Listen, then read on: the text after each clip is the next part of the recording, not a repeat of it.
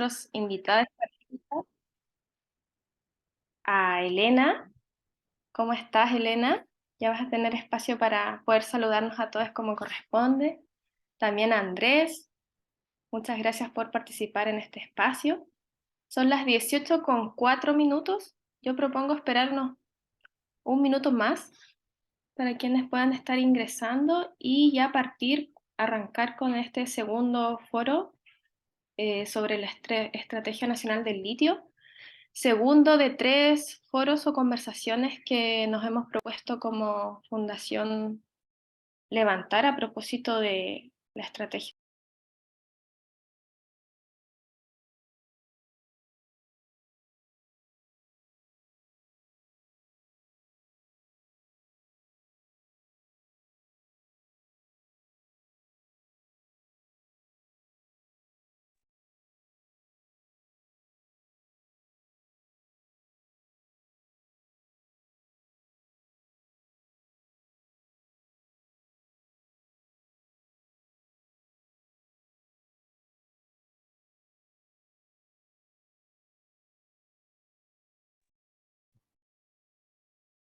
¿Me escuchó?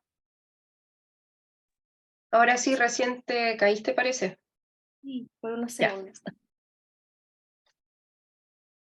Como estaba comentando, esto es en el marco es el segundo de 3 foros que nos hemos propuesto levantar a propósito del anuncio de la Política Nacional del Litio hace pocos días, hace pocas semanas por el gobierno de Chile.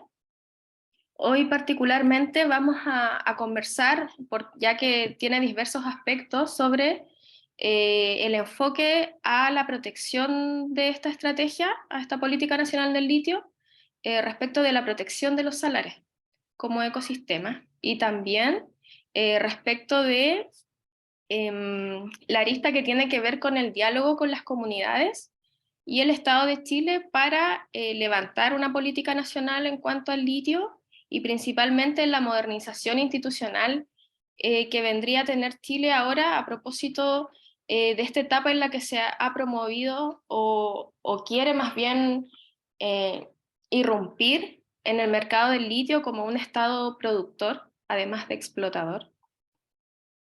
Así que esas son las dos grandes aristas que hoy día en este segundo de 3 foros vamos a conversar, principalmente lo asociado a la protección de salares, este anuncio de crear una red de salares y que esto implique la protección del 30% de la superficie de los salares en Chile.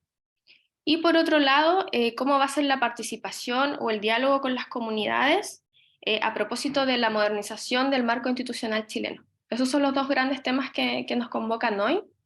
Y para conversarlos contamos con la participación de Elena Rivera Cardoso. Ella es dirigente de una comunidad coya, habitante del Salar de Maricunga. Aprovecho de saludarla al tiro, Elena, ¿cómo estás? Ya vas a tener tiempo para hacer tu propia presentación de ti y de tu territorio. Y también contamos por otro lado con Andrés Pinto, que también es un especialista en ética ambiental y ha trabajado bastante en protección de estos ecosistemas tan frágiles y tan especiales como son los salares.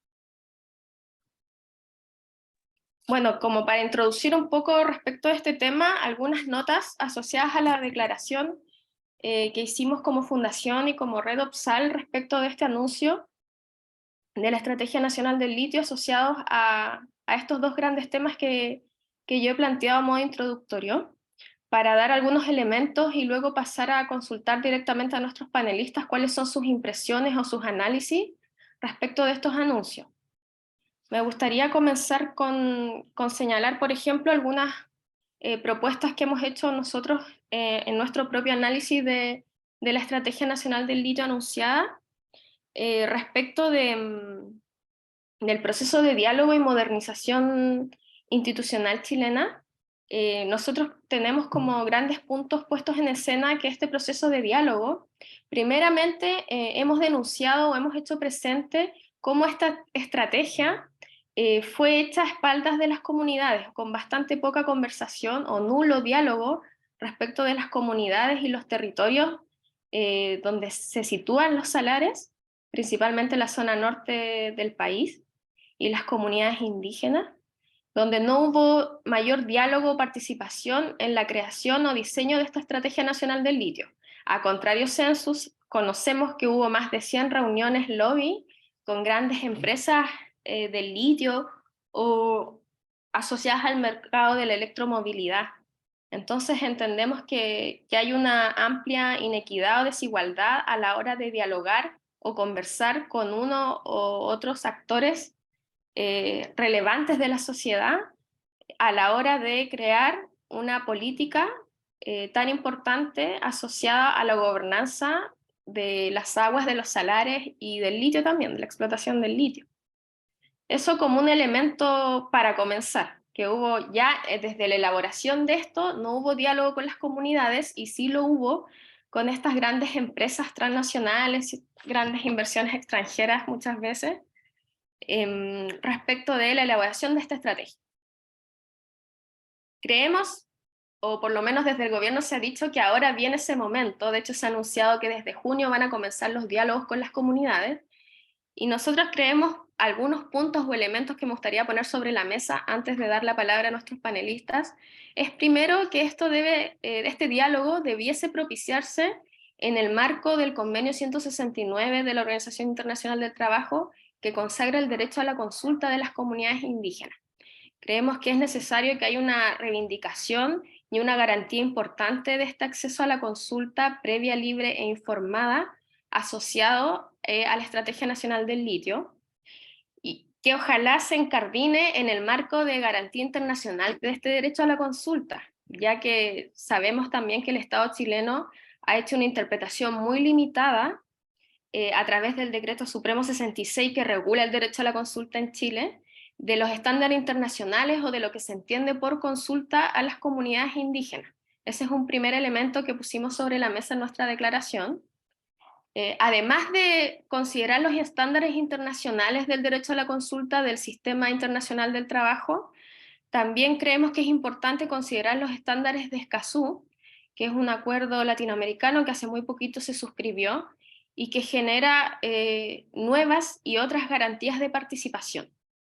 Creemos también que esto debe ampliarse a las comunidades urbanas que viven dentro de los territorios asociados a salares andinos, no necesariamente comunidades indígenas, como por ejemplo en nuestra región es muy claro el ejemplo de incluir o considerar, ojalá en esta Estrategia Nacional del Litio, en estos diálogos, a comunidades como las de la ciudad de Calama o Sierra Gorda, por ejemplo, que son comunidades urbanas que son cercanas también a salares andinos.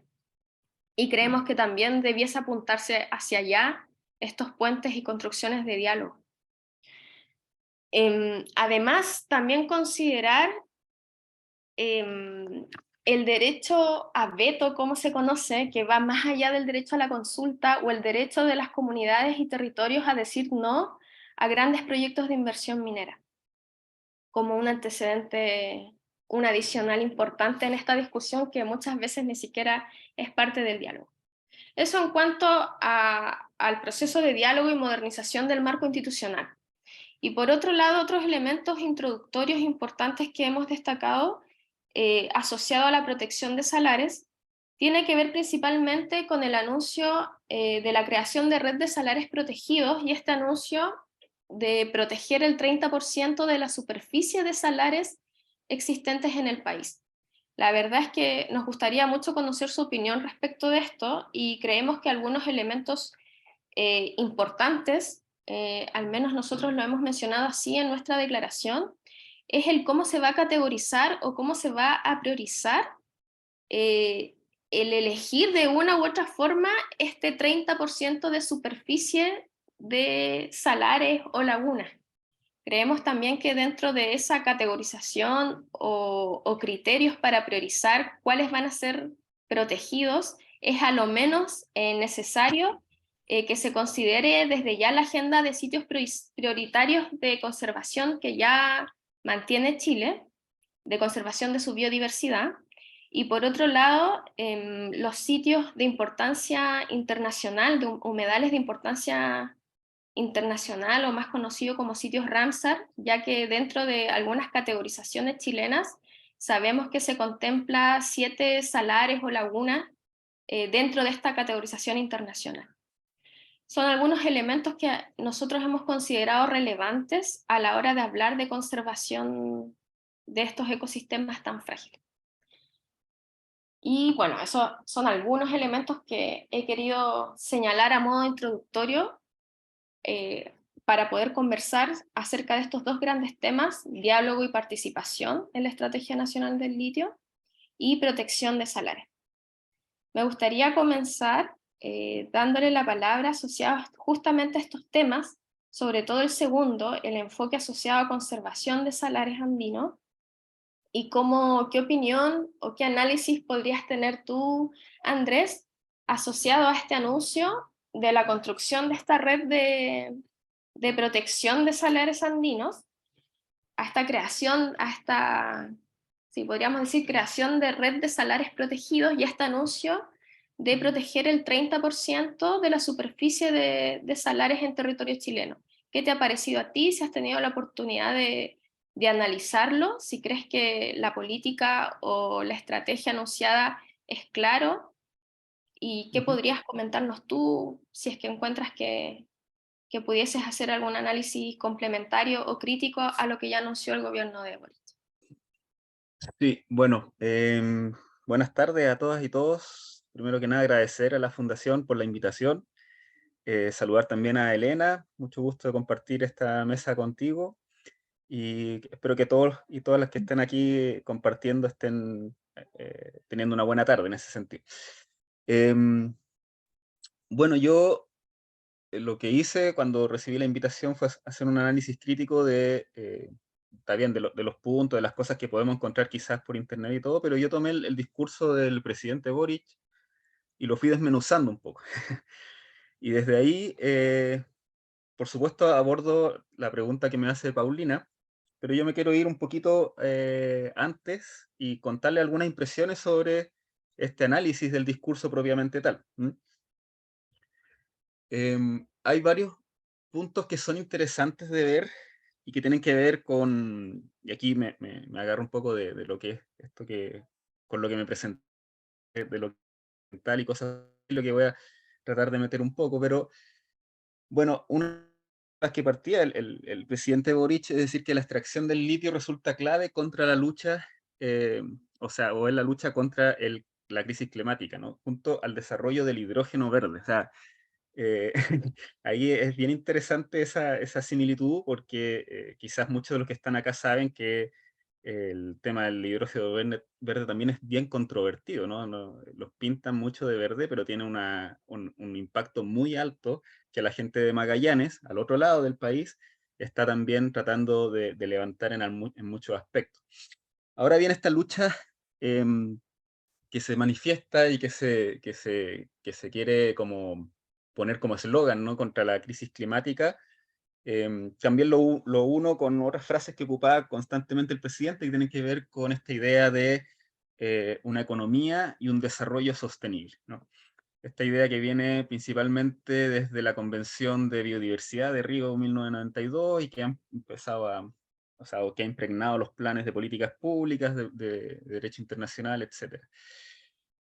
Esta cuestión de la lucha contra el cambio climático, em, finalmente lo que nos está proponiendo es más que un cambio de modelo de desarrollo, que es finalmente lo que aspiramos, es el cambio del modelo de la fuente de energía para mantener finalmente el mismo modelo, ¿no? Eso, ese es el análisis que podemos hacer de buena primera. Lo que se está haciendo acá es decir, bueno, los combustibles fósiles que mantienen un actual modelo de extracción, de producción, de industrialización, son los que mantienen el sistema. Lo que necesitamos es cambiar esos combustibles fósiles por otro tipo de energía que sea más verde, pero mantenemos finalmente el modelo. Entonces, lo que tenemos aquí no es un cuestionamiento a lo que nos ha llevado a la crisis finalmente. Si lo que nos ha llevado a la crisis no es quemar petróleo, ¿no? Lo digo en sentido figurado, lo que nos ha llevado a la crisis ambiental es nuestra forma de vivir finalmente. Entonces, eh, lo que veo aquí, de buena primera, y nuevamente hago el link con el tema del hidrógeno verde, es que están buscando alternativas, y esto no lo digo a nivel país, sino que lo digo a nivel mundial, esto lo podemos ver a nivel mundial, cambiando la pila por otra batería, ¿no? En el fondo. Buenas a primera. Entonces, ahí hay un primer cuestionamiento que significa no estar poniendo en duda el paradigma sobre el cual nos estamos asentando, sino que actuar sobre el mismo. Entonces, y sobre esta idea de desarrollo sostenible que sale muy citada, tanto en la estrategia como en los discursos, hay que tener en consideración, yo lo decía antes, ¿no? Que esto viene de 1992, o sea, ya son 21 años desde que, o sea, la idea del desarrollo sostenible viene mucho antes, pero se instaura como política internacional y luego nacional a partir de Río, ¿no? Entonces, ya han surgido voces desde hace bastante tiempo disidentes y que ponen en duda esta idea del desarrollo sostenible como un concepto que nos ayude a abordar la problemática de la crisis ambiental. O sea, a lo que voy yo es que esta idea del desarrollo sostenible ya está en crisis, no nos sirve hoy en día, por más que sea un eslogan muy bonito. Y aquí hay una metáfora que que quiero traer a colación, que hace un filósofo y un economista francés que se llama Serge Latouche, que es uno de los que proponen esta idea del crecimiento, y que es muy decidora finalmente, y que tiene que ver con lo que estaba hablando al principio, ¿no? Que esta idea de el cambio climático la podemos ver como una balsa que va rápidamente hacia una cascada, que vendría siendo no, el colapso mundial, y lo que hace el desarrollo sostenible es ponerle una vela finalmente a esa balsa para que vaya más lento, pero igualmente va a llegar a esa cascada, ¿no? Entonces, justamente porque no cuestionamos lo que está más al fondo de estas cosas, ¿no? Y esa metáfora es justamente lo que estamos viendo acá. O sea, vamos como una balsa así desbocada con los combustibles fósiles, entonces le ponemos una vela que podría ser eventualmente el litio, pero vamos a la cascada directamente. Em, Al final voy a dejar lo que me preguntaba Paulina para abordar los otros puntitos muy sucintos, y que tienen que ver con lo que estoy hablando ahora. Hoy en día sabemos que no existe, que podríamos denominarlo como un oxímoron, ¿no? Esta idea de la minería sustentable también, aprovechando el discurso. O sea, no existe la minería sustentable, em, por más que le queramos poner ese apelativo. Ahora, y hay un punto que dijo Paulina, que yo también lo tengo en mi análisis y que no es bueno que quede desapercibido.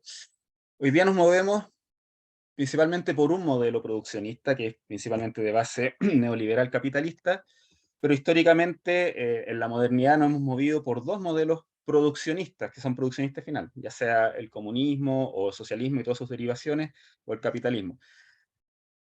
Falta esta tercera corriente que es justamente cuestionarnos o sea, finalmente estas dos vertientes, que son muy amplias, no voy a ahondar en ellas, pero a lo que voy son dos líneas de pensamiento y de política y de economía que no cuestionan la posibilidad del no, de abstraerse, ¿no? ¿A qué voy? La derecha, por un lado, hace crítica a la Estrategia Nacional del Litio por la poca participación de privados, etcétera. La izquierda, por otro lado, propone o desearía quizá una participación más grande del Estado, pero todos apuntan hacia la explotación del litio propiamente tal. Nunca hemos conversado sobre la posibilidad de no explotar el litio. ¿Mm?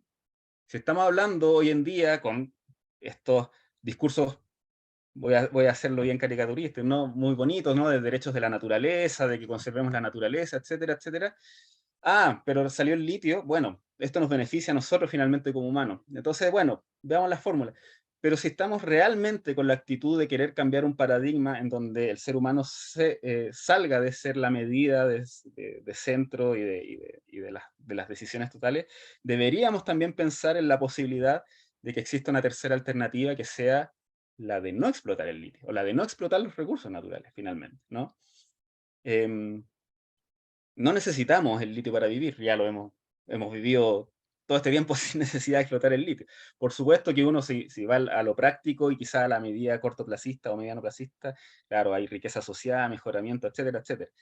Pero yo abriría la discusión a eso, o sea, un paso previo antes de discutir cómo va a ser el modelo de explotación del litio, chuta, yo diría, ¿por qué no han pensado en si hay que explotar o no el litio? Eso como que me hace mucho ruido a la hora de que cuestionemos estas cosas, ¿no?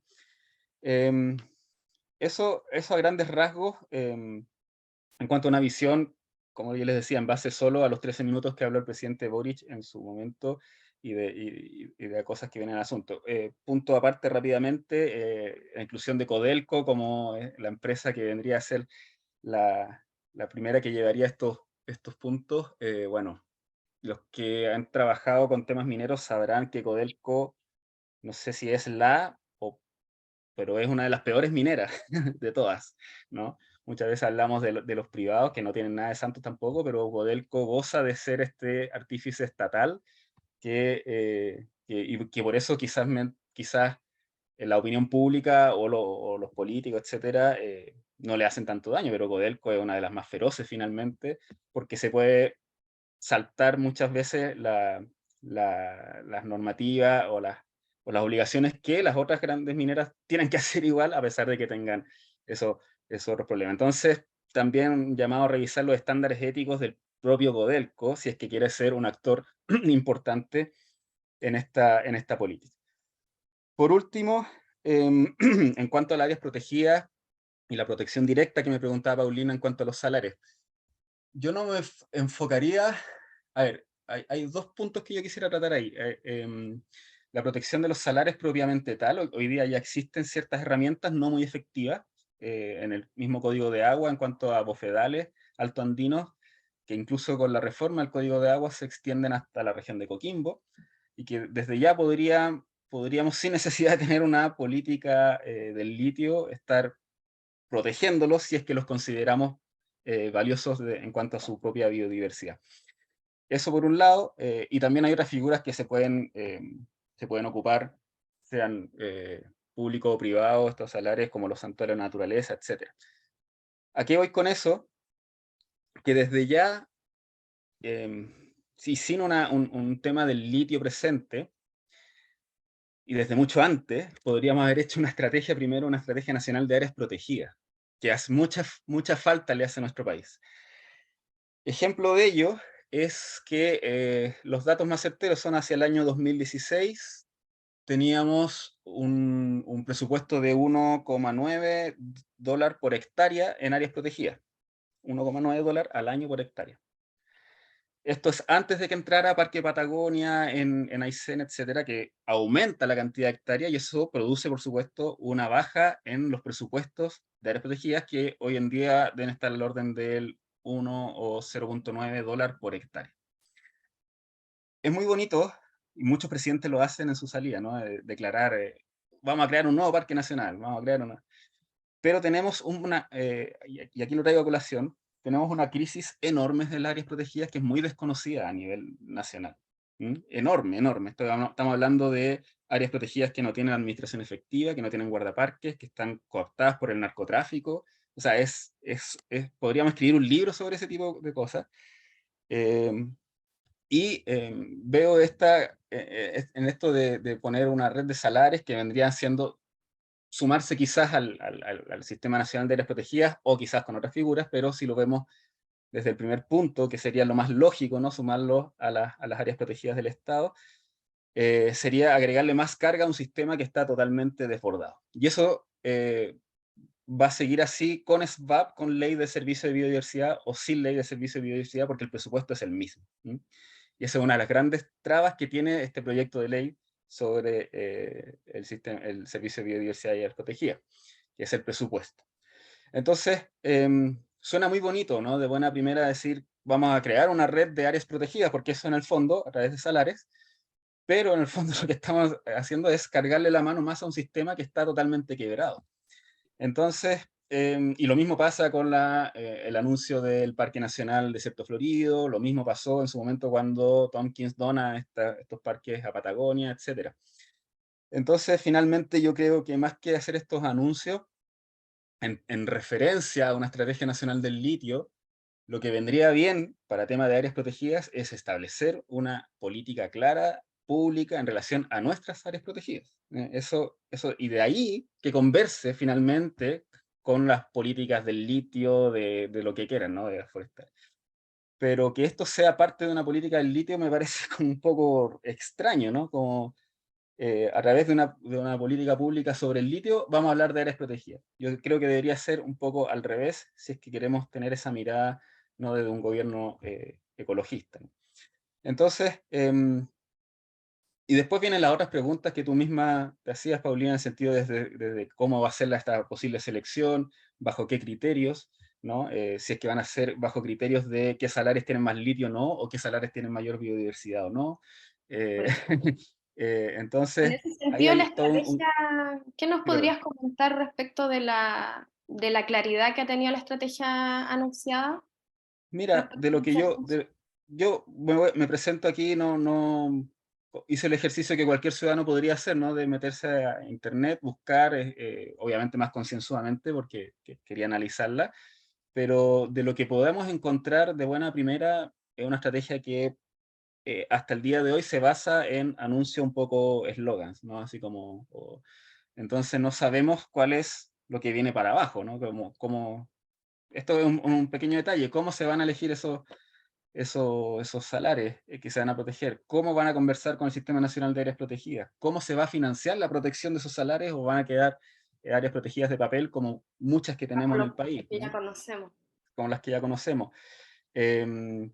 Aparte dice una frase que me llamó mucho la atención, que dijo el presidente: se van a explorar en el sentido minero, más Ujú. de 60 salares y lagunas. ¿M?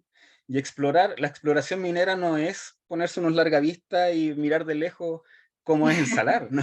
La exploración minera es de impacto también, no es explotación, pero también es una exploración. Entonces, si vamos a explorar 60 salares, más allá de que protejamos, ¿no? Algunos, ¿cómo se va a llevar a cabo esa exploración y posterior explotación de algunos? Que todo el rato venía con la palabra de sostenibilidad. Pero si, bueno, no sabemos bien lo que tenemos que partir de una base de lo que entendemos por sostenibilidad, y bueno, finalmente viene toda esta crítica que yo hacía al inicio, que tiene que ver con el cuestionamiento finalmente del Estado de Chile hacia un modelo de desarrollo, ¿no? Porque el litio viene a ser el cobre, y el, ahí se me olvidó, blanco, el salitre de su momento. Entonces, quizás volvemos a caer en lo mismo, pecando con esos errores, en tanto en políticas sociales como en políticas medioambientales, finalmente.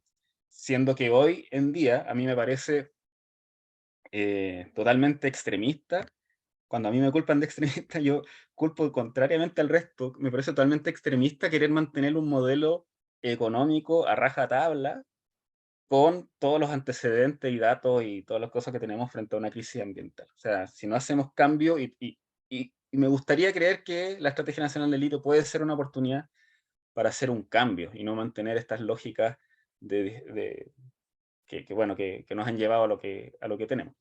Es un poco el análisis que yo pude hacer. Creo que falta mucha información. Como le decía, el ejercicio que puede hacer un ciudadano o ciudadana común y corriente van a llegar a muy poco, en el fondo. Eh, y bueno, esperamos tener, ojalá, luego un documento de peso que nos explique mayormente todo esto, para poder ver si todo este pequeño análisis que yo hice mi parte, y que seguramente va a ser completado desde la otra mirada por Elena, tiene cabida, se profundiza más, o en verdad no. Pero necesitamos esa información, y para anuncios tan importantes deberían estar pronto a la mano, ¿no? Así como es. Además que se esperó tanto el anuncio de la Política Nacional del Litio, se atrasó, se generó bastante expectativa. Uno tendería a pensar que la propuesta o el anuncio vendría acompañado de información un poco más completa en ese sentido. Por lo menos Totalmente, o sea, está ahí una página web, pero una página web mucho que tiene el sí, video. más panfletario que otra cosa, tal como Eso, a señalaba. mí, a mí me produce una profunda decepción en ese sentido. Espero que hay que mantener siempre esperanzas, pero ojalá se avance con esto de una mejor manera. eso es el análisis que yo te quería compartir, bueno, a todas y todos, a Paulina con la que estoy conversando. Y en cuanto al áreas protegidas es bien complicado, porque siempre se ocupan al áreas protegidas para como maquillar anuncios, entonces, pero no vemos la profundidad del problema con las áreas protegidas, que es enorme. Y también, perdón, antes de cerrar, nuevamente el norte. Nuevamente el norte. O sea, el sur, yo estoy acá ahora en Coyhaique de pasada, pero y sé que tienen muchos problemas también forestales, etcétera, etcétera. Pero cuando hablamos de conservación, siempre históricamente se ve de Santiago hacia el sur, ¿no? Yo trabajé mucho tiempo y todavía soy parte desde otra trinchera de una fundación en la región de Coquimbo, en temas de medio ambiente, y me costaba mucho hablar no solo con la autoridad ni nada, sino que con las propias comunidades, porque ha permeado tanto ese discurso de que la conservación se hace de Santiago hacia el sur, que no valoramos nuestros propios territorios yo soy el norte chico, pero hacia el norte, digamos. Entonces, yo siempre he mantenido esa postura de que como que el norte en general es como una zona de sacrificio gigante, así porque bueno, sí, en el desierto, como se dicen siempre, el norte es pura tierra, ¿no? ¿Cachai? Entonces, hoy en día eso va cambiando mucho por el trabajo de comunidades, de organizaciones, etcétera, pero no deja de ser cierto que hay una profunda eh, desligarse un poco de la biodiversidad del norte o no, y eso nos toca a todos.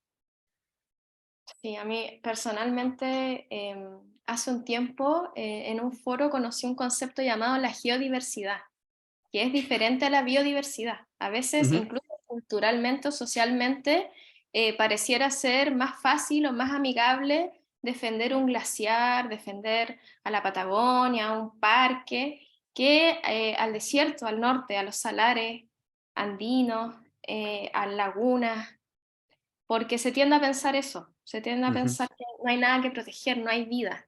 exacto. Y eso Ojo es que un sesgo social, pero también incluso desde la ciencia, desde lo de todo. académico. De todo. Ojo que no quiero que quedemos mal con la gente del sur, todo lo contrario. Yo justamente he estado visitando áreas protegidas acá, conversando con los guardaparques, y a pesar de que la región de Aysén tiene más del 50% protegido su territorio y que quizás quisiéramos eso para todo el país, la conservación efectiva de estas áreas protegidas es patético. No hay guardaparques, no hay Nulo. nada, presupuestos mínimos para áreas extensas, etcétera. Entonces hay otros problemas.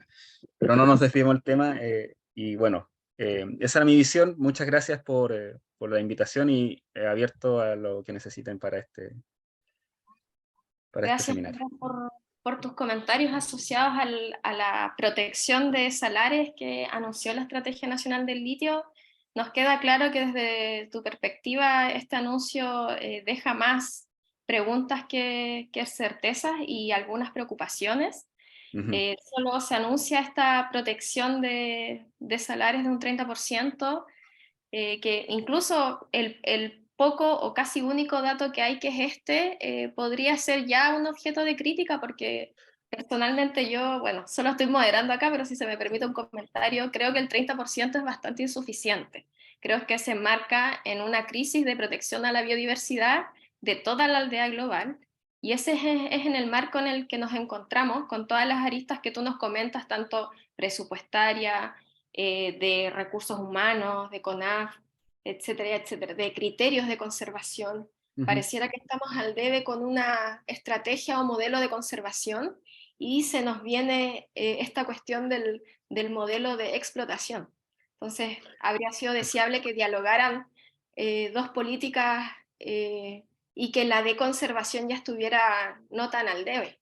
Y es una cuestión, como digo, en un contexto global, donde han habido muchos fracasos y muchos anuncios asociados, ya creo que, si mal no recuerdo, desde la COP10, desde el 2010 más o menos, donde desde el mundo ambiental, desde el activismo, se ha intentado generar metas más ambiciosas que han fracasado finalmente. Sí, pues, ojo ahí que para dar otros datos para que alimenten ahí su visión. Por ejemplo, un dato comparativo nuevamente con el presupuesto de conservación, llámese en este caso áreas protegidas públicas. siempre ha sido el ítem más bajo de todas las leyes de presupuesto desde hace un tiempo a esta parte, ¿no? Es lo más bajo que hay, porque quizás no se ven resultados en efectivos hacia nosotros como humanos, efectivos, digo, del corto plazo. Y tengan en consideración que solo el Parque Metropolitano, es decir, el Cerro San Cristóbal, tiene más presupuesto que todo el Sistema Nacional de Áreas Protegidas del país. Solo eso, para que vayan comparando. Bastante ilustrativo ese dato. Bastante ilustrativo. Y bueno, eso en cuanto a el enfoque de conservación de salares de Andrés desde un área más bien profesional, académica. Muchas gracias por tus comentarios. Gracias a ustedes. Y introducir ahora a Elena, ¿cierto?, a esta conversación asociada a la conservación de salares desde el punto de vista de ella. Comentar quizás cuál es la realidad en su territorio, habitante de qué salar o salares viene doña Elena, y también que nos pueda comentar su experiencia como habitante de una comunidad colla, cuál es su relación con estos ecosistemas, con los salares, y desde el punto de vista de la conservación, cuál cree que es su cosmovisión o quizás llamarlo el rol de las comunidades indígenas en la conservación de los salares. No sé si nos puedes comentar un poco tu experiencia y también asociado a un elemento que señalamos como estos criterios que aún no sabemos cuáles van a ser para categorizar o priorizar este 30% de la superficie de salares y lagunas. También este elemento asociado a sitios de importancia nacional, humedales de importancia nacional que ya se protegen. Por ejemplo, que nos puedas comentar en la realidad cómo ha sido la protección o la conservación de Laguna Santa Rosa o Negro Francisco que están en tu territorio y que ya cuentan con la máxima protección jurídica, por lo menos desde ese punto de vista. Así que si nos puedes comentar cómo es la realidad, Elena, en eso de forma muy concreta se me ocurre preguntarte eso, y en general, ¿cuál es tu análisis en este tema en particular de la Estrategia Nacional del Litio, de la conservación de salares? ¿Cuál crees que es el rol que debiesen tener las comunidades? ¿Cuál es la visión o cosmovisión tuya asociada a este tema de la conservación de salares, Elena? Hola, buenas noches a todas y a todos. Primero, soy Elena Riveras Cardoso, soy indígena, soy colla, además soy presidenta de la comunidad indígena Colla Comuna de Copiapó, presidenta del Consejo Nacional del Pueblo Colla igual. ¿Qué te puedo decir? Mi comunidad está entablada 1 hora 40 minutos mínimo al salar más cercano, que es el salar de Maricunga, que es donde nosotros nos desenvolvemos tanto culturalmente como territorialmente. Nosotros hacemos cultura en la cordillera, con nuestras aguas, con nuestra tierra, con nuestro ser, que está entablado en todo este sector que se quiere invadir, te vamos a poner así, porque para nosotros es una invasión. El extractivismo en nuestro territorio es una invasión, porque más encima no se presentan, visitan nuestra casa, pero no sabemos quiénes la están visitando. Y así somos nosotros, así vivimos nosotros en la cordillera y así estamos entablados cerca del sector de, como tú bien dijiste, Salar de Maricunga, Laguna Negro Francisco, Laguna Verde. Si bien es cierto, se nombró esta estrategia del litio, que a nosotros como que nos hace ruido, no sabemos bien si queremos una estrategia de litio o queremos que sean más rudas las leyes medioambientales en el cual el sistema evalúa todas estas clases de proyectos. ¿Para qué nos va a servir esta estrategia? ¿Para enrudecer y protegernos? ¿O va a ser un acompañamiento más para un sistema de evaluación ambiental? Esas son nuestras interrogantes que vienen así como muy, ¿para qué van a servirnos? ¿Para qué van a ser? ¿Para qué van a ser útiles? Si bien es cierto, Laguna Santa Rosa, como bien dijiste, Paulina, y Negro Francisco son territorio Ramsar. Ya son sitios Están Ramsar. dentro de un parque nacional, que se llama Parque Nacional Nevado Tres Cruces. pero esto no ha impedido que empresas extractivistas de oro, en este sentido, secaron bofedales y secaron una vega tremenda en este lugar que es protegido. Ya está, A vista y a paciencia de CONAF, de GA, es decir, completamente el Estado es cómplice de la devastación y de la sequía que se hizo en este lugar. Porque habiendo estamentos públicos que deberían haber cumplido la parte fiscalizadora para que estos lugares no se secaran, sí se secaron por años. Las vegas, los bofedales, no se secan de un día para otro. No es que yo voy hoy día y mañana voy, oh, ayer no estaba así, está seco. No, es algo gradual, algo que se nota, es algo que tenemos que ir, que se ve al ojo humano. Entonces, ahí también viene esta cosa de la estrategia del litio, cuando nos dicen queremos cuidar nuestros ecosistemas, pero si tenemos gente que cuida nuestros ecosistemas, que son áreas protegidas, ¿qué nos viene a nosotros a decir que esta estrategia va a ser mejor de lo que ya hay? ¿Cuál es el complemento que quieren hacer acá en esta disyuntiva de cuidado de estos ecosistemas? Entonces, si tenemos esto, imagínate, tenemos esto que está protegido está protegido por ser territorio Ramsar, pero nos queda la Laguna Verde. La Laguna Verde está completamente desprotegida.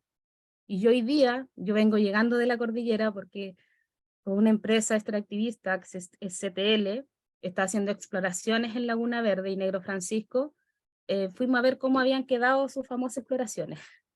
Y esta laguna nos dimos cuenta que con esta estrategia queda completamente desvalida y queda completamente afuera de un cuidado porque no está dentro del territorio Ramsar, no está dentro del parque protegido y es altamente turística y para nosotros es parte de nuestra ruta que se hacía antiguamente de nuestra cultura. Entonces tenemos que sentarnos a ver cómo se va a deteriorar todo esto, cómo se va a echar a perder, cómo se va a secar. Entonces ahí venimos también y cuestionamos cuando también en nuestra estrategia se nombra que se quiere hacer con las comunidades. ¿En qué momento se empieza a hacer con las comunidades del sector? Nombran una estrategia donde se habla de comunidades, pero ni siquiera conocen el territorio. Nosotros en ninguna, hay cero comunicación con el Estado sobre esta estrategia del litio. Entonces ya el discurso de hacerlo con las comunidades ya no está hecho, ya empezamos mal, porque no se consideró al pueblo Coya que un pueblo de transhumancia, un pueblo de alta cordillera, que no solamente es mi comunidad, hay otras comunidades en el sector que viven y compartimos territorio, y también hay otras familias que viven en el sector que no son de comunidades indígenas, como tú bien mencionaste, que también hay hay personas que viven en sectores cercanos o aledaños que no necesariamente tienen que ser de comunidades indígenas y que tampoco fueron consultados, considerados, o por último, tener en consideración su opinión para ver las consecuencias que esto trae de la extracción del litio en estos lugares que son demasiado frágiles. Y son frágiles porque es una minería, aunque no la quieran decir así, 90% agua. Y el agua para nosotros es la vida de que tenemos nosotros allá arriba en la cordillera, porque sin agua nadie vive. Para nosotros empezamos desde ahí, desde esa base. Es el agua con la tierra, para nosotros la vida. Es el inicio de empezar a vivir nuestra cultura en la cordillera. Y si nos van a secar los salares, nos van a secar el agua, empezamos en decadencia culturalmente también, y la vivencia en nuestra cordillera. Tenemos... ¿Sí? ¿Sientes que justo con la amenaza que puede ser a la protección de los salares, también hay una directa amenaza a la conservación misma, podríamos decir, de las comunidades, de ustedes Sí. como pueblos? Nosotros como pueblo, y así como también yo pensamos que el pueblo Licalantá y otros pueblos que son de alta cordillera se ven amenazados con esto mismo, porque la cosmovisión nuestra se desenvuelve en la alta cordillera, nuestra cultura está allá arriba, no está acá en la ciudad. Nosotros fuimos obligados por ley a bajar a la ciudad porque tenemos que llevar a nuestros hijos al colegio, tenemos la salud la tenemos acá en la ciudad, no la tenemos en la cordillera, no tenemos colegios rurales. No tenemos profesores que puedan llegar allá a lo mejor a dar la educación a los niños. Eso no lo tenemos, tenemos que bajar a la ciudad, pero aún así seguimos viviendo en la cordillera y seguimos haciendo nuestra cultura en la cordillera. Entonces, no es solamente secar el agua, no es solamente la biodiversidad, no es la flora, no es la fauna, es cultura. Es nuestra cultura la que se está viendo amenazada con esta clase de estrategias que no se toma en consideración a la gente que vive en el sector y las comunidades que vivimos en el sector. Hay una tenemos íntima relación entre el derecho a la conservación de la naturaleza, en definitiva, y la supervivencia cultural de las comunidades. van de la mano. Yo creo que una no puede estar sin la otra. Porque mientras no cuidemos lo que tenemos ahí arriba en la cordillera, nuestra cultura va a seguir estando ahí arriba en la cordillera.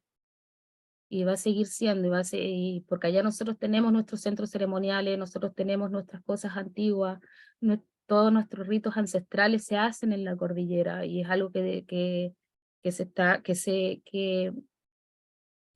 lo estamos dando, lo hemos dado siempre a conocer a nuestros niños, y queremos seguir haciéndolo.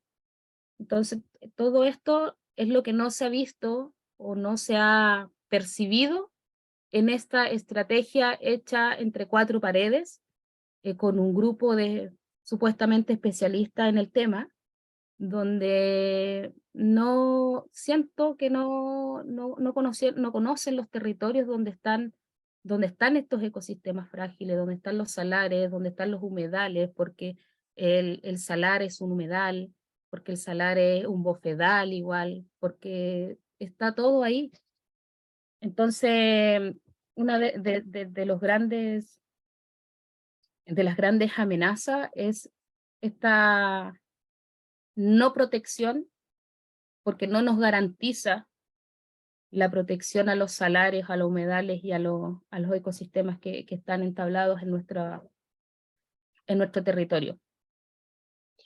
Elena, disculpa, recién nos comentabas el fracaso o en el fondo en la práctica, cómo esta protección jurídica máxima de sitios Ramsar, por lo menos en tu territorio, tú nos señalas que el Estado chileno no logra ser garante por distintos factores de esta máxima protección. Eso en cuanto al Claro. Estado. Me gustaría escuchar tu análisis también así como muy desde la realidad, ¿cierto?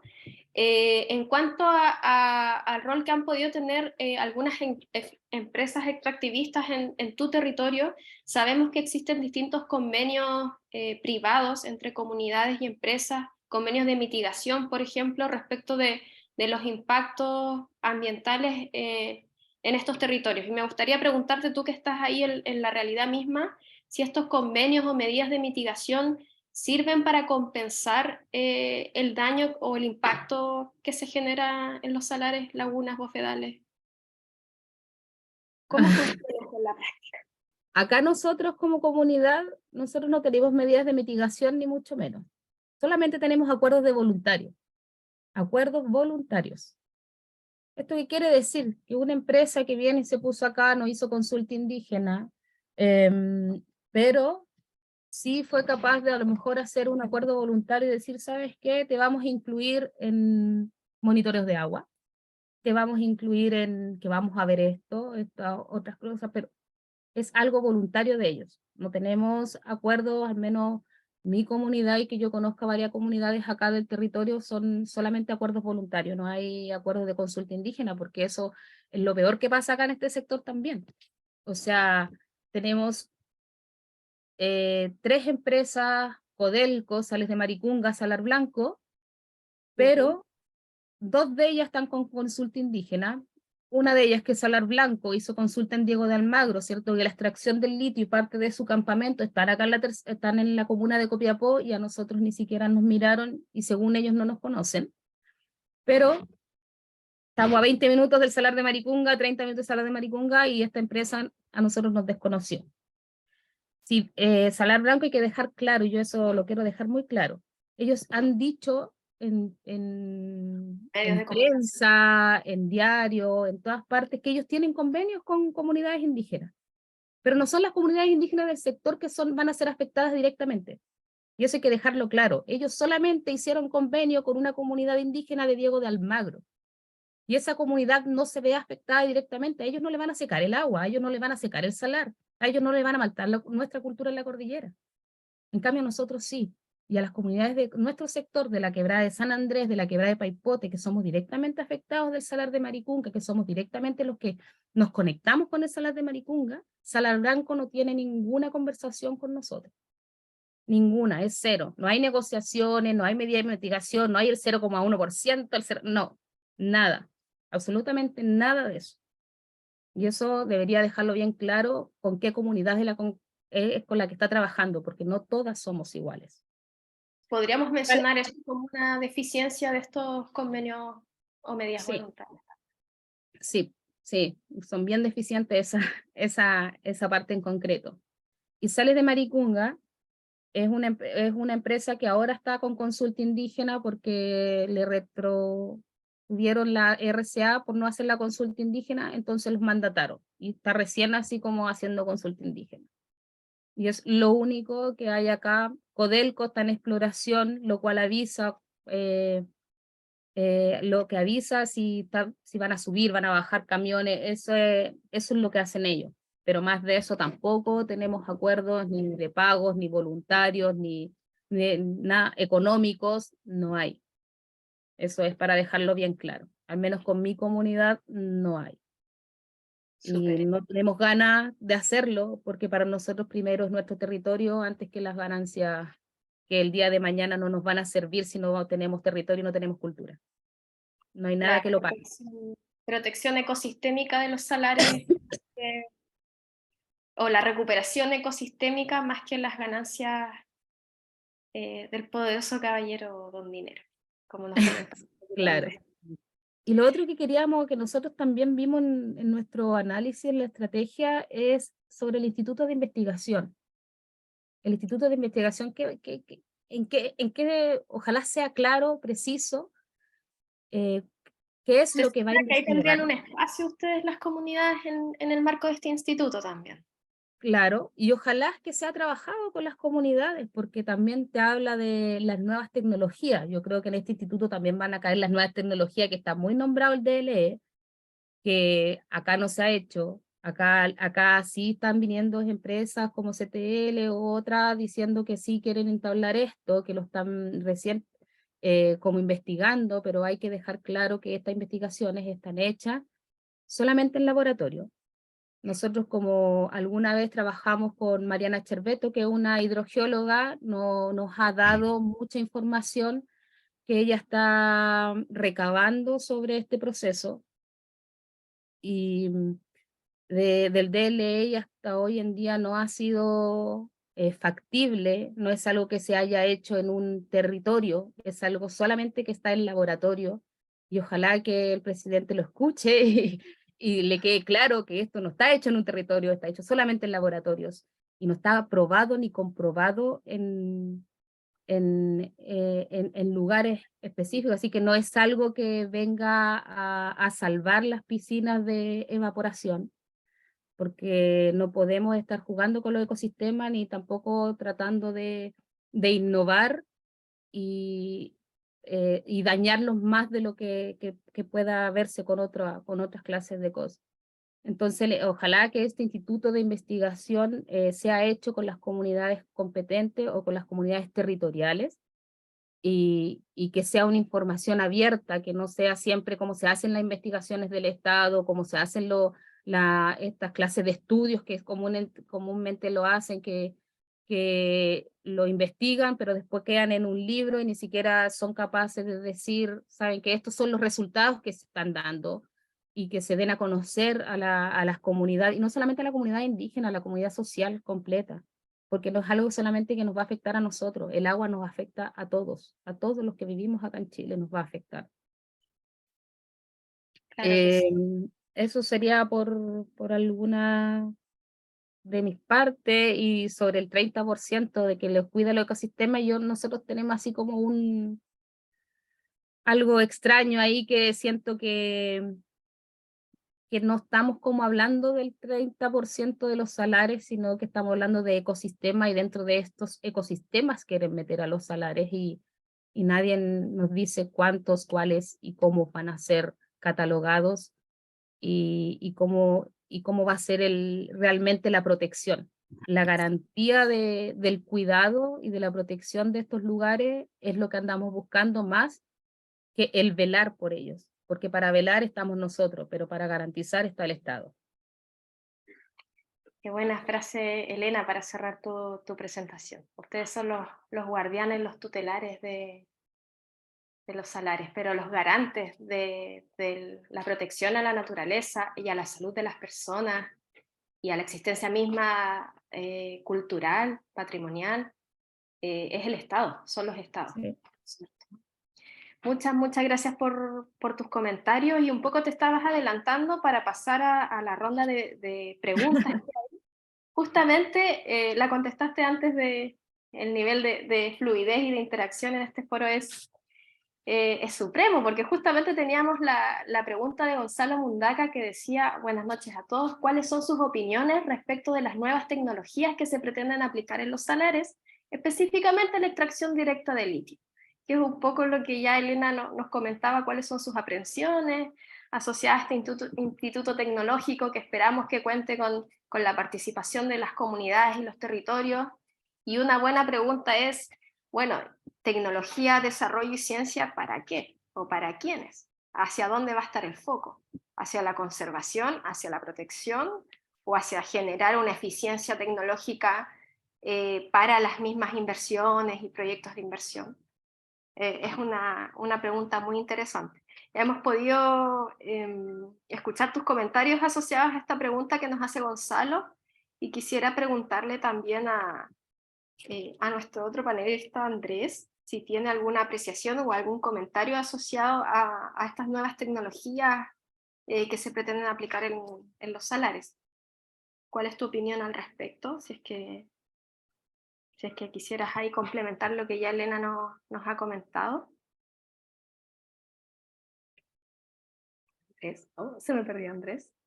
¿O ya no contamos con él? No lo veo. Bueno, quizás pasar a otra pregunta, o porque entiendo, Elena, que ya habrías contestado esta pregunta que nos plantea Gonzalo, ¿no? Recién, o no sé si quisieras agregar algo más sobre estas nuevas tecnologías. Me parece que fuiste bastante clara. Sí, es que también la quise comentar ahí, más allá que me hicieran la consulta, por un tema de que como ya se nos había presentado el DLE a nosotros, en la Laguna Verde y en la Negro Francisco, que es la tecnología que supuestamente quieren usar, porque supuestamente ya estaba comprobada, pero nosotros, como te digo, con nuestra asesora en hidrogeología, que es la que nos abre de repente mucho los ojos en esta área, hemos comentado algunas cosas y nos ha dado insumos en esta tecnología que no está comprobada en el tema territorio, solamente en laboratorios. Es una cuestión no menor saber que estas tecnologías pilotos por lo menos no se han generado en los territorios mismos, en la realidad misma, sino que se han modelado en un laboratorio, como nos comentabas tú. Sí. Ahora sí veo, Andrés, consultarle, no sé si quisieras tú profundizar, no sé si me escuchabas recién, estábamos comentando una primera consulta ya de nuestro público asociado a opiniones respecto de estas nuevas tecnologías que se pretende aplicar en los salarios, específicamente en las EDL. Si tienes alguna opinión al respecto sobre la extracción directa de litio. Y brevemente, para pasar a otras dos consultas más que tenemos. Sí, gracias. Sí, perdón que tuve un problema con el computador, me tuve que conectar del teléfono. Y En verdad no manejo el tema de las tecnologías en cuanto a la extracción minera. No debería comentar en ese sentido porque en verdad no las manejo.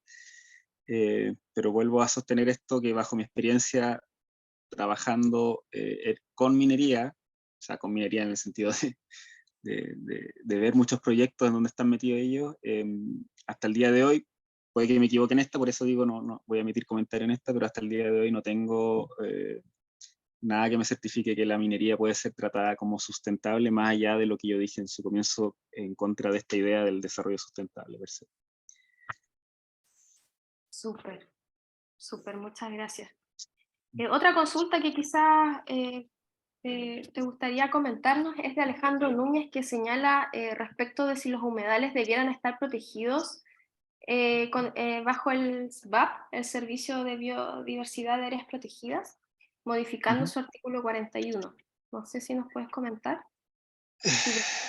Sí, es que ahí hay varios elementos. Ustedes hablan de los sitios Ramsar, especialmente los que están ahí en la región de Lena, en el territorio de Lena, y desde ahí para abajo deberíamos comentar o tener la visión de un humedal. La definición que dar sobre los humedales es súper amplia, ¿no?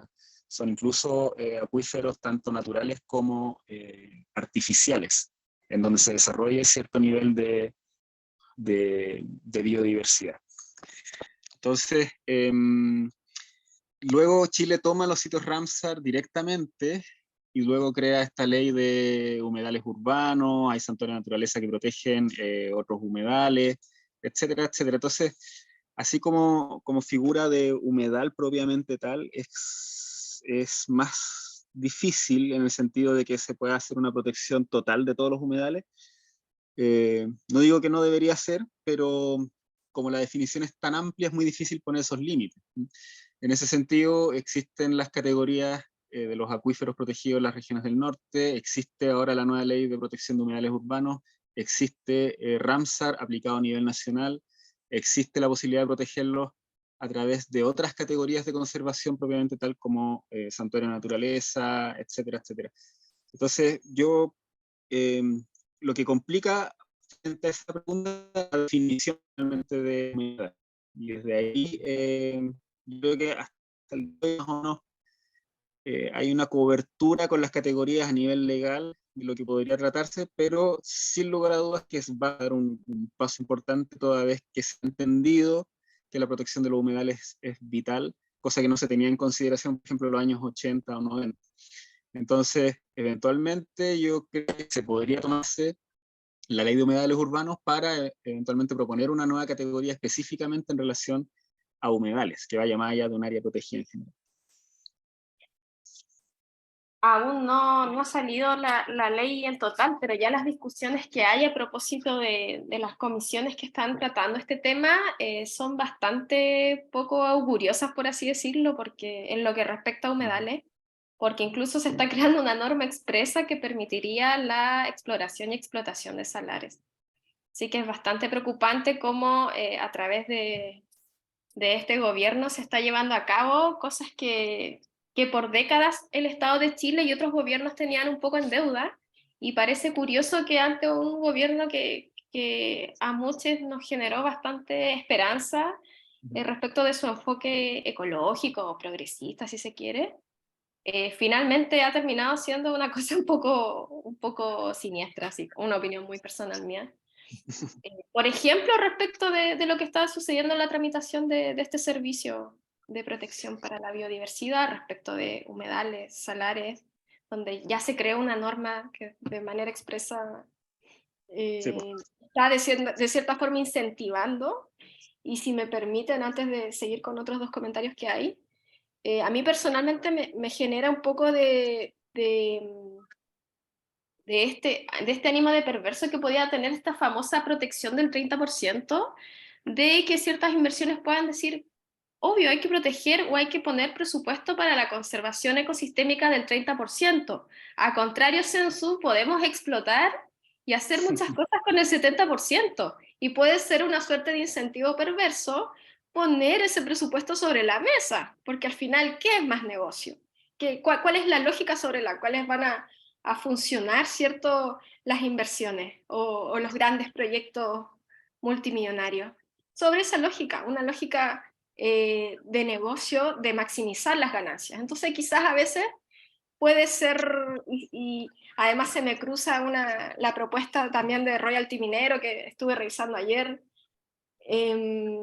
Claro, es súper fácil negociar ciertos aspectos económicos para dar este incentivo perverso de decir, bueno, podemos explotar el otro 70% porque estamos pagando la conservación del 30%. Por eso, a mí personalmente me ha hecho mucho ruido, aunque sea muy poquita la información, el dato del 30%. Insisto con que esa poquita información ya podría generarnos un debate bastante amplio. Otro comentario que nos llega del público, escuchando a Elena, me pregunto si hay algún acuerdo entre comunidades indígenas para enfrentar estos procesos de consulta. Un acuerdo que implique una ética territorial que les permita no ser utilizados por las empresas y un proceso de reporte independiente de esos procesos de acuerdos, de supervisión de los impactos de la exploración. Nadie tiene el conocimiento de la trayectoria de los saberes como los tienen las comunidades. Y la verdad, no sé si alguno de los dos panelistas quisiera contestar a ese comentario, si habrá algún acuerdo o algún marco que permita de cierta forma evaluar o atajar lo que ocurre en un proceso de consulta. Este es un comentario a propósito de lo que nos comentaba Elena, de cómo en la práctica tú como comunidad has sido consultada. Como bien dije en mi comentario, nosotros estamos en una consulta indígena con Sales de Maricunga, pero también hay que dejar claro algo. Estar en una consulta indígena no es que tú aceptes a una empresa a trabajar en sí. Estar en una consulta indígena es porque el Estado te obliga a sentarte a negociar con una empresa. Porque si yo no me siento con esa empresa hoy día a ver las afectaciones directas que tiene en el territorio y que me va a causar a mí como comunidad y a mí como cultura, voy a ver sentada cómo destruyen todo sin ser capaz de estar adentro, no cobrando, no negociando eso, pero sí poniendo trabas internas. Y ese es el rol que nosotros hemos tomado dentro de una consulta indígena. Es que nos consideren dentro de, no sé, como te dije, monitores de agua, flujos, cómo se comporta el salar, cómo se comportan las vegas, que nos tomen en cuenta cuando están haciendo los catastros de la flora, de la fauna, de nuestras hierbas medicinales, porque nosotros usamos hierbas medicinales. Y ese es nuestra labor y es como nosotros estamos dentro de esta consulta indígena. Nosotros no estamos negociando precio, no estamos negociando valor y no tenemos acuerdo con otras comunidades del sector. Y es por eso que estamos sentados también en esta consulta indígena. A veces no es por voluntad propia, es porque eres obligado por el sistema a hacerlo. Y el que no es indígena y no vive en el territorio, jamás lo va a entender. Perfecto, Elena, muchas gracias. Otro comentario de Alejandro Núñez, que nos había hecho la consulta de si los salares debiesen ser protegidos en el servicio de biodiversidad que se está creando. Nos comenta, en Magallanes tenemos el problema de que las leyes no sirven mucho si es que no existe una buena fiscalización o si los estudios no se realizan correctamente. La verdad, Alejandro, que es una realidad nacional y ya nos comentaba un poquitito en sus inicios nuestro primer panelista acerca de la problemática asociada a falta de presupuesto, más que a fiscalización, él lo enfocaba respecto de la protección, de la conservación, asociado principalmente a CONAF, que hoy en día es el órgano administrador de estos sitios de protección. Pero esa falta de presupuesto y esa falta de crear una política nacional o un modelo de conservación, también la podríamos extrapolar justamente a un modelo de fiscalización o de tutela de estos ecosistemas. Y justamente ocurre en todo Chile, donde no hay un presupuesto importante en materia de fiscalización, a través de la Superintendencia de Medio Ambiente. Se ha modernizado mucho la institucionalidad ambiental respecto del sistema evaluador. Incluso se creó un sistema de defensa judicial nuevo, una nueva institucionalidad. Pero el sistema de fiscalización, que es esta tercera patita, que se cristaliza en la Superintendencia de Medio Ambiente, la verdad es que poco y nada, respecto tanto de lo presupuestario, o sea, lo que impacta directamente en que en las regiones, en las comunas, provincias, haya o no fiscalizadores, recursos humanos, administrativos y económicos, para fiscalizar simplemente las resoluciones administrativas o las licencias ambientales que ya existen. Entonces, la verdad es que más allá de todas las problemáticas que se den en la tramitación de los estudios de impacto ambiental o en las diversas licencias ambientales, lo cierto es que aún creyendo que el sistema funciona perfecto, tampoco hay una garantización de una fiscalización respecto de lo que ya se permite o lo que ya se ha regulado bajo ciertas medidas, ¿cierto?, de todo tipo. Entonces, la situación, Alejandro, así como es en Magallanes, te lo comento yo desde el norte de Chile, es la misma y es terriblemente dramático. Nosotros, por ejemplo, acá contamos con un SQM que ha presentado más de 12 planes de cumplimiento, que es una forma anómala de terminar un proceso donde ya se estableció que no estás cumpliendo con tu licencia ambiental, con tu permiso ambiental. Y este sistema es tan subnormal, para mí, me hago cargo de mis palabras, que permite que un proceso sancionatorio que lleva la Superintendencia de Medio Ambiente pueda, en vez de terminar con una resolución de sanción, independiente de cuál sea esta, la más gravosa es la suspensión de un proyecto, o puede ser una multa pecuniaria o de cualquier tipo. Pero acá ni siquiera los procesos terminan con una sanción, sino que pueden terminar con un plan de cumplimiento, donde es el propio titular del proyecto que ya fue formalizado, ¿cierto? La superintendencia, el sistema, cuando funciona así, de repente cuando funciona, con todos estos bemoles de pocos recursos, todo lo que ya estamos conversando, además cuando funciona, permite a través de un montón de lobby, un montón de cosas que suceden por detrás, en vez de terminar en una resolución de sanción, un acto del Estado formal que sancione esto, en la aprobación de un plan de cumplimiento, donde las empresas dicen, mira, yo incumplí todos estos cargos que tú me estás formalizando y los voy a mitigar o los voy a compensar con este plan. Y eso es lo que se aprueba. Y yo digo, bueno, si lo van a hacer una vez, 2 veces, está bien, pero solo a modo de ejemplo, SQM tiene más de 12 planes de cumplimientos aprobados. Entonces, ¿qué garantía nos puede dar que además sea una de las empresas que actualmente tiene arrendado el salar, ¿cierto? Y se va a dialogar y se va a hacer esta estrategia nacional del litio casi que dialogando y pidiendo un poco permiso, no tocar su estructura? O sea, ¿bajo qué garantía? ¿Cuál es el límite acá? Me pregunto yo a veces. O sea, creo que lo mínimo sería que ciertas empresas que ya no han dado garantía de cumplimiento ambiental ni siquiera formen parte de lo que viene. Siento yo que no sé, a veces siento que es tan de sentido común, pero bueno, así es la situación actual. No sé si alguien quizás me tomó un poco las palabras para hacer ese comentario asociado a lo que nos comentaba Alejandro Núñez de Magallanes, agradeciendo también sus comentarios. Otra pregunta de Macarena Vallejo nos consulta sobre el proyecto que afecta el área de conservación del Nevado Tres Cruces, que ya está en el Servicio de Evaluación Ambiental. Consulta si aún está en el proceso de observaciones. No sé si Elena o Andrés sabrán y podrían consultar a Macarena. Disculpa, ¿podría repetir? No la entendí. Consultaba sobre el proyecto de conservación del Nevado Tres Cruces. Ella consulta si está en proceso de observaciones, de consultas ciudadanas, o ya pasó esa etapa del proyecto Nevado Tres Cruces. Pero eso lo está haciendo el gobierno regional, no sé si estará dentro del sistema. Es un plan de conservación que se está haciendo.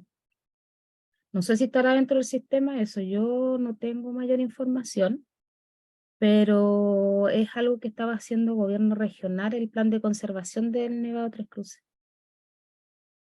Porque, claro, porque se está haciendo como una revaluación en esa de CONAF y esa, el que tiene la concesión ahí en la laguna, se estaba haciendo ese plan de conservación que todavía se está trabajando, es lo que yo sé, pero que esté en evaluación, no estoy segura, pero sí sé que se está trabajando, ese plan de conservación lo está trabajando CONAF. O tal vez se abrió, estoy solo especulando, tampoco tengo conocimiento, pero también a veces se abren consultas en otros contextos que no son el servicio de evaluación ambiental, y quizás se abrió algún proceso de consulta para recibir observaciones como GORE respecto de este plan de conservación. Quizás por ahí Sí. va la consulta de Daniel. Por otro lado, Hercio Metífogo nos comenta que como concesión del Parque Nacional Nevado Tres Cruces, junto a los guías de turismo, somos los que también denunciamos a los que llegan al territorio. Es el plan de CONAF. Ahí nos comenta Hercio. No sé si quizás quiera ampliar su comentario, ya que veo que nos está solicitando palabra. Hercio, si nos pudieses comentar cuál es tu trabajo, cuál es tu relación allí. Muchas gracias. Bueno, mi nombre es Ercio Metifogo y soy uno de los 31 concesionarios de parques nacionales a nivel nacional. Yo estoy en la concesión del Parque Nacional desde el 2016, que fue una concesión que se ofertó y que yo postulé, quedó desierta y después postulé nuevamente y estoy haciendo ahí un poco patria, la verdad. Llevo desde el 2016 habitando el lugar, invierno y verano, porque CONAF baja en el territorio cuando es invierno. Yo no puedo porque si no se roban todo, ya me pasó en una oportunidad, entonces tengo que estar en el lugar. Y estoy habitando el lugar, obviamente, haciendo turismo, tenemos 3 cabañas, tenemos unos sitios de camping, ha sido el único lugar de 2 hectáreas que tiene el parque de las 63, de las 62.000 que se licitó y que me quedan alrededor de 15 años de concesión. Después se entrega y nuevamente se vuelve a licitar. Por lo que yo he visto, lo que se está hablando de la consulta tiene que ver en relación con el plan de manejo nuevo que tiene el parque, porque el parque fue creado el año 96 y se hizo un plan de manejo que no está actualizado y que no va de acuerdo a todos los acontecimientos que están pasando arriba, ¿ya? Y obviamente yo como concesionario también llegué atrasado, no pude hacer ni oponerme con Salar Blanco. Ellos sí hicieron mitigaciones con respecto a hacer un mirador y unas cosas así con CONAF, ¿ya? Y eso ha sido la única mitigación que hizo Salar Blanco con respecto a CONAF. Y también decir que todas las consultas, digamos, todos los proyectos han sido birregionales, por lo cual tampoco han podido definirse en la región y se ha visto y se han resuelto a nivel político, a nivel central. Entonces también esa es una forma que las empresas han ido bypaseando un poco el tema de cómo salir aprobado o que venga la política por detrás y que sea el que lo apruebe y no los que están defendiendo en el territorio. Solo pude oponerme ante la otra, la de Frafra, ¿no es cierto? Que es la otra, ¿cómo se llama? Empresa que sí me puse con la Ercilia, ¿no es cierto? Y con otras comunidades, eh, pero lo único que logramos con eso es atrasarlo en 2 años más el proyecto. En el fondo no se saca mucho más allá que retrasarlos judicialmente en su expectativa de empezar a operar. Y ahí ellos vienen con el nuevo discurso, al igual que lo que está pasando en Laguna del Negro Francisco y la laguna de Laguna Verde, donde denunciamos en su momento las exploraciones que no tenían permiso y que hoy día sí las tienen, ¿ya? Y que en definitiva proponen un sistema de que el 97% del agua que se extrae se vuelve a introducir y se pierde un 3%. Eso es lo que se dice que es este modelo, ¿no es cierto?, como de imán para atrapar, para hacerlo más sustentable. Y eso se basa en algo que está pasando ya en Argentina, creo que en Caballo Muerto o algo por así. No estoy muy enterado. Y bueno, vemos, yo por ejemplo soy un concesionario, que si se llega a secar la laguna que tengo al frente, pierdo toda la inversión, todo el empeño de sacar el turismo adelante. Ha sido muy difícil también comunicarme con las comunidades. Yo, la verdad, me lo dijeron en su momento, yo me comunico con personas y no con comunidades, ¿ya? Y efectivamente tengo mi relación con algunas personas, ¿ya? Con las cuales intento, ¿cómo se llama esto? Bueno, no me quiero divariar más, la verdad es que quiero hacer un aporte y prefiero que desde mi lado de concesionario, digamos, de un parque nacional, que si tú ves en Instagram, Refugio Maricunga, vas a ver todo el tema que estamos peleando por la conservación, por el cuidado, para que también la gente lo cuide, porque la gente también del territorio llega, se toma la cerveza, las bota en el camino, no hay una conciencia, hay mucha educación por hacer, y mucho por hacer todavía, la verdad. Nada, ahí me voy a volar hablando en otras tonteras, pero básicamente yo estoy de la mano de Elena, yo también quiero conservar. Yo soy nacido en Atacama, nací en Barquito, pero mi propósito ha sido el turismo. Tengo 61 años, me quedan 20 años solamente para hacer cosas y creo que todavía se pueden hacer grandes cosas ahí en el tema de la promoción. Yo por lo menos pretendo meter como socio dentro de la concesión, en mi propósito, a la academia, a una universidad, ojalá extranjera, porque ni siquiera la Universidad de Atacama de acá podría, eventualmente por las figuras que tienen, ser un ente activo que podría incluso ponerle nota a la protección del lugar, desde el punto de vista científico, desde el punto de vista astronómico, de cuántos puntos de vista, además de obviamente de las comunidades. Entonces, eso. Perfecto, muchas gracias por tus comentarios. Igual quedas súper invitado si es que nos quisieras hacer llegar algunos insumos desde tu punto de vista, como trabajas activamente en la conservación de estos sitios.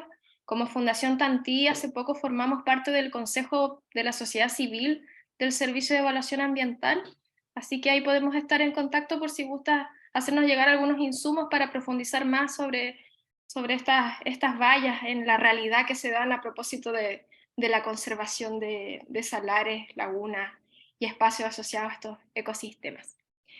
Bien, terminamos la ronda de comentarios y preguntas de este segundo foro para analizar la Estrategia Nacional del Litio.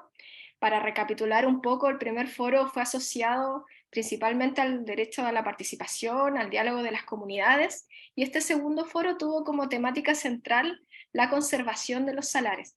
Agradecemos la participación de Andrés y de Elena para que nos dé sus valiosos puntos de vista desde sus distintos saberes, ¿cierto? Desde sus distintas perspectivas y espacios respecto de este tema, y también a los asistentes por sus comentarios, por sus preguntas muy valiosas, y dejarlos desde ya invitados a nuestro tercer foro para analizar la Estrategia Nacional del Litio, que se va a dar la próxima semana.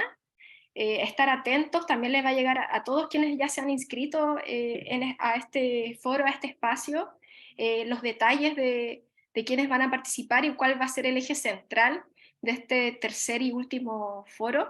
Agradezco mucho los comentarios, las consultas a nuestros y nuestras panelistas.